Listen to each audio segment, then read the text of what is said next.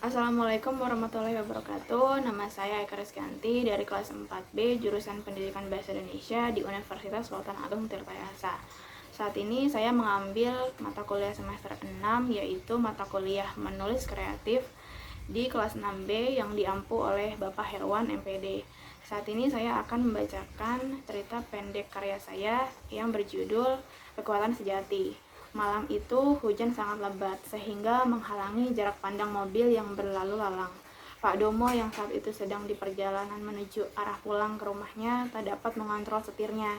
Entah ia lelah karena baru pulang dari kantor atau memang kondisi cuaca dan jalanan yang tidak bersahabat. Mobil Pak Domo disalip oleh mobil lain dan Pak Domo hilang kendali sehingga bagian depan mobil Pak Domo hancur parah. Pak Domo langsung dilarikan ke rumah sakit. Istri dan anaknya pun sangat syok dan histeris. Karena kecelakaan itu, kaki kiri Pak Domo harus diamputasi. Pak Domo dan keluarganya sangat terpukul atas ujian Tuhan yang diberikan kepada keluarganya. Kehidupan keluarganya langsung berubah drastis berbanding terbalik 180 derajat. Sebelum kecelakaan, kehidupan keluarga Pak Domo sangat berkecukupan. Pak Domo dapat memenuhi apa saja yang menjadi kebutuhan keluarganya. Jika libur akhir tahun, mereka biasanya pergi ke luar negeri. Gaji sebagai seorang direktur bank ternama di Indonesia membuat kehidupan Pak Domo beserta keluarganya menjadi lebih mudah. Namun kini ia dan keluarganya tinggal di rumah kontrakan sederhana. Ia hanya dapat mengandalkan tunjangan terakhir yang diberikan oleh pihak bank tempat ia bekerja. Sedangkan putri semata wayangnya yang masih duduk di kelas 3 SMA harus tetap melanjutkan sekolahnya. Dan Pak Domo pun sangat ingin anaknya untuk dapat melanjutkan kuliah. Selama waktu berjalan, keadaan keluarga Pak Domo semakin buruk. Istri yang selama ini menemaninya sudah tidak setia lagi. Istri Pak Domo selingkuh dengan bos spare part mobil. Hal itu membuat hati Pak Domo hancur berkeping-keping. Sekarang ia sadar bahwa istrinya tidak benar-benar mencintainya. Istrinya hanya memanfaatkan hartanya saja. Sore itu ketika Pak Domo sedang duduk di kursi rodanya sembari melamun ke arah pohon besar di luar rumah kontrakannya itu, anaknya menghampirinya. Pak, sudah 3 bulan aku belum bayar SPP. Aku sudah ditagih sama pihak PU untuk melunasi pembayaran. Kalau tidak, aku tidak bisa ikut ujian akhir semester, ucap Intan dengan nada sedih. Ya nak, besok papa akan kasih uangnya, jawab Pak Domo dengan mengelus kepala anaknya. Pak Domo tetap berusaha tegar di depan anaknya. Ia tidak ingin anaknya makin sedih dengan keadaannya. Sekarang yang harus ia lakukan adalah memikirkan bagaimana ia tetap dapat melanjutkan hidup ke depannya. Ia harus mencari pekerjaan untuk dapat bertahan hidup dengan anak semata wayangnya ini. Keesokan harinya ketika anaknya sudah berangkat ke sekolah, ia menggunakan tongkatnya hendak mencari pekerjaan. Dalam pikirannya, kerja apapun yang penting halal. Permisi Pak, apakah di sini masih membutuhkan karyawan sebagai pencuci mobil? Tanya Pak Domo kepada pemilik usaha cuci mobil yang cukup besar di daerah itu. Maaf ya Pak, saya tidak menerima pekerja yang cacat. Lebih baik Bapak cari pekerjaan di tempat lain saja, jawab si pemilik usaha cuci mobil dengan ketus. Baginya, hinaan dan cacian dari orang-orang bukan penghalangnya untuk tetap mencari kerja. Ia tetap yakin akan mendapatkan pekerjaan. Ia tetap terus berjalan menyisiri jalanan dan mencoba untuk melamar pekerjaan di berbagai tempat. Namun hasilnya tetap nihil. Sampai menjelang maghrib, ia putuskan untuk pulang ke rumahnya. Papa dari mana? Tanya Intan khawatir. Papa habis nyari kerja nak, jawab Pak Domo dengan tersenyum. Aku khawatir papa tidak ada di rumah, ucap Intan memeluk papanya. Sudah nak, papa tidak apa-apa, ujar Pak Domo dengan tenang. Intan masuk ke kamarnya dan berpikir untuk mencari kerja agar dapat membantu papanya. Namun Intan bingung harus mencari pekerjaan apa. Di sela Intan sedang bingung, tiba-tiba ia teringat oleh ibunya yang menurutnya sangat jahat karena telah meninggalkannya dan papanya demi mencari kebahagiaan lain. Terkadang terlintas dalam pikirannya untuk membunuh ibunya karena benci yang sangat memuncak kepada ibunya itu. Setelah beberapa bulan terlewati, Intan lulus dari sekolahnya. Di acara wisudanya, papanya mendampinginya. Mereka berdua berfoto dengan bahagia. Ia sempat menyangka bahwa ia akan tidak lancar lulus sekolah karena tunggakan sekolah yang belum dibayarkan. Namun ternyata Tuhan masih sangat baik karena mengizinkan dirinya lulus dengan lancar. Papanya dapat mencicil tunggakannya sedikit demi sedikit dengan hasil uang jualan kue pancong di depan sekolahnya Intan. Sepulang dari acara wisuda, terjadi percakapan Pak Domo dan Intan yang begitu mendalam. Nak, maafkan papa ya belum bisa memenuhi keinginanmu untuk melanjutkan kuliah karena keadaan papa yang seperti ini, ujar Pak Domo dengan lirih. Shh, papa tidak boleh berbicara seperti itu. Intan tidak apa-apa kalau belum bisa melanjutkan kuliah. Toh nanti Intan bisa bekerja sambil berkuliah. Udah, papa tenang aja. Yang penting papa sehat terus. Intan udah senang kok. Jelas Intan sembari menahan tangisnya. 4 bulan setelah lulus dari SMA, Intan belum juga mendapatkan pekerjaan. Ia sudah mencari pekerjaan ke sana kemari, namun belum juga dapat. Ia pun sudah menyebarkan lamaran ke berbagai perusahaan, namun belum ada satupun panggilan pekerjaan. Untuk mengisi kekosongan waktunya, ia membantu papanya untuk berjualan kue pancong. Suatu hari ketika pulang dari berjualan kue pancong bersama papanya, tiba-tiba saja di depan rumahnya ada mamanya yang sedang duduk di balai rotan buatan papanya. "Mama ngapain kesini?" tanya Intan ketus. "Mama tahu kalau kamu sudah lulus sekolah, nak. Maka dari itu, Mama kemari untuk menawarkan pekerjaan kepadamu," jawab mamanya. Intan hanya terdiam dan suasana hening seketika. "Mama ingin kamu ikut Mama bekerja.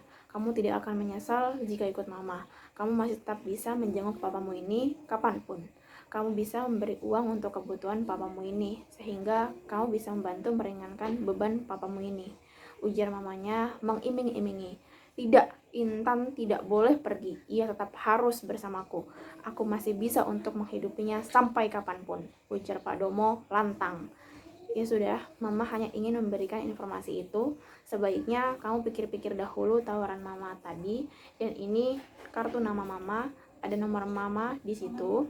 Kamu bisa telepon Mama kalau kamu berubah pikiran," ujar mamanya pada Intan sembari memberi kartu namanya. Setelah kejadian itu, Intan menjadi suka murung memikirkan tawaran mamanya itu. Suatu hari ketika Pak Domo sedang membaca koran, ada sebuah informasi bahwa ternyata ada komunitas difabel di wilayah tempat ia tinggal. Ada banyak kegiatan positif yang biasa dilakukan, bahkan tak jarang dapat direkomendasikan ikut lomba kejuaraan tingkat nasional. Dalam hati Pak Domo ingin rasanya ia memiliki kegiatan lain selain berjualan. Tak lama setelah itu, ia memberanikan diri untuk bisa bergabung di komunitas tersebut. Tak disangka semua anggota komunitas itu pun sangat menerima keberadaan Pak Domo yang masih dikatakan anggota baru. 2 tahun berjalan mengikuti komunitas difabel tersebut, Pak Domo termasuk anggota yang aktif ikut kegiatan-kegiatan yang ada, bahkan ia pun sering mengikuti lomba-lomba bergengsi. Ia seringkali mengikuti lomba lari. Terakhir, ia mendapatkan kejuaraan tingkat provinsi. Suatu hari, ia mendapatkan informasi bahwa ada lomba lari bagi penyandang disabilitas tingkat nasional yang akan diselenggarakan 3 bulan yang akan datang, dan hadiahnya sangat fantastis, yaitu mendapatkan uang senilai 30 juta. Pak Domo sangat senang mendengar informasi itu. Ia berkeinginan untuk mengikuti lomba tersebut dan menang untuk mendapatkan hadiahnya yang nantinya akan digunakan untuk biaya kuliah Intan. "Nak, Papa mendengar informasi bahwa 3 bulan yang akan datang akan ada lomba lari bagi penyandang disabilitas tingkat nasional. Rencananya Papa mau ikut," ucap Pak Domo pada Intan sembari memberikan koran tersebut. "Papa yakin?" tanya Intan heran. "Iya, Nak. Kalau Papa menang, hadiahnya bisa untuk kamu melanjutkan kuliah," jawab Pak Domo. "Papa tak usah banyak memikirkan aku sudah nyaman bekerja meskipun menjadi pelayan toko. Nak, Papa belum sempat bahagiakan kamu. Uang ini bisa kamu simpan buat apapun. Jika kamu mau kuliah, uang ini bisa untuk bayaran awal. Untuk selanjutnya, kamu bisa tetap bekerja atau tak usah pikirkan hal itu, tenang saja. Rezeki sudah ada yang atur." Keesokan harinya, setelah Pak Domo berjualan kue pancong, Pak Domo mengajak anaknya pergi ke sebuah lapangan luas yang letaknya di sebuah perkampungan yang lumayan jauh dari kontrakan rumahnya. Di sana, Pak Domo berlatih dengan serius dan semangat. menggunakan kursi rodanya. Intan yang selalu menyemangati papanya itu juga berperan sebagai pengatur jarak dan waktu tempuh yang harus dicapai oleh papanya. Selama 3 bulan, Pak Domo berlatih, kadang bersama anaknya, kadang pula bersama teman-teman komunitasnya, dan tiba saatnya hari yang ditunggu datang. Mereka berdua pergi ke tempat perlombaan. Pak Domo mendaftarkan dirinya sebagai peserta. "Papa semangat ya," seru Intan. "Pasti nak, Papa ini kan dari dulu memang senang olahraga dan Papa juga 3 bulan ini sudah berlatih, jadi Papa yakin akan menang," balas Pak Domo meyakinkan Intan. Semua peserta lomba telah bersiap dengan kursi rodanya dan hitung mundur pun siap berjalan. Seketika itu Pak Domo langsung melihat anaknya yang dari tadi meneriaki di posisi paling depan tribun penonton.